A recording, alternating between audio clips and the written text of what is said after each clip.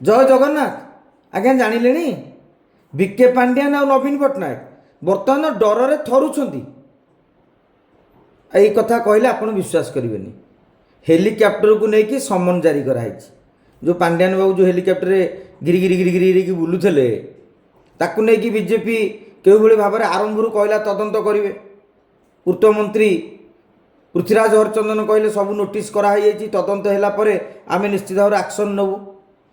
नुआ नुआ पुलिस आइले जमी रड होगी आसती तेणु नुआ मंत्री आसवा पर से रड होगी कहले 2 वर्ष हो गला तदंत फदंत शून।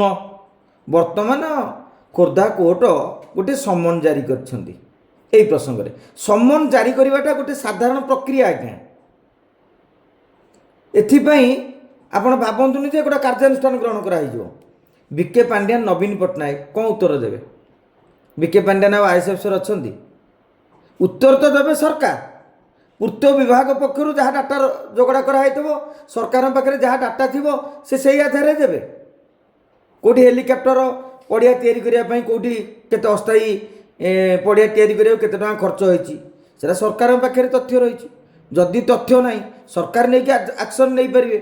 नवीन बाबू मुख्यमंत्री नहांती तेणु सरकार की तथ्य दौरान अवश्य सरकार को समन करा जायनि किंतु यह नहीं भारतीय जनता पार्टी कार्यकर्ता माने नेता माने सोशल मीडिया जो लिखि दौरान सत्य जमी ये काली सकाळू नवीन बाबू आ पांड्यान बाबू को बांधी पकेबे।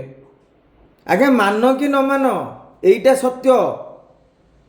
भारतीय जनता पार्टी सरकार दिल्ली इशारा परिचालित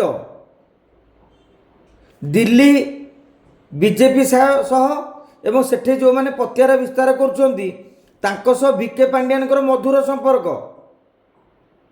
जो पूर्व सरकार विरोध में गोटे भी एक्शन नि जाई नहीं। कौ अधिकारी विरोध में भी एक्शन नि पारिनी। भुआ क्या बुलाऊँ आज्ञा? भारतीय जनता पार्टी कार्यकर्ता मैंने टी हेजंतु ये आपण जहाँ देखुंट ये एक प्रहेलिका ये एक इल्यूजन किसी हबार ना कारण 2029 रे पांड्यान ही बही खेलेबे। आज कहूँ लेखिकी रखु बीजेडी बीजेपी गोटे मेंट आड़ को जाऊँगी।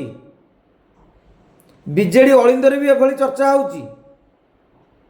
हाँ कार्यकर्ता विरोध कले केतेले कौन हम से अलग कथा यही लाइन रे जाउछंती बोली नवीन बाबू मोदी विरोध में पदुटीए भी कहूना कि दल पक्षर भी पदुटीए कह जाऊ नहीं। अनुरूप भाव में बीजेपी सरकार मध्य विके पांड्यान कौन से एक प्रसंग में कौन से एक दुर्नीति को लेकिन जहाँ से अभियोग करते एक्शन नवा तो दूरर कथा तदंत भी आरंभ करि पारि नाहंती। जय जगन्नाथ।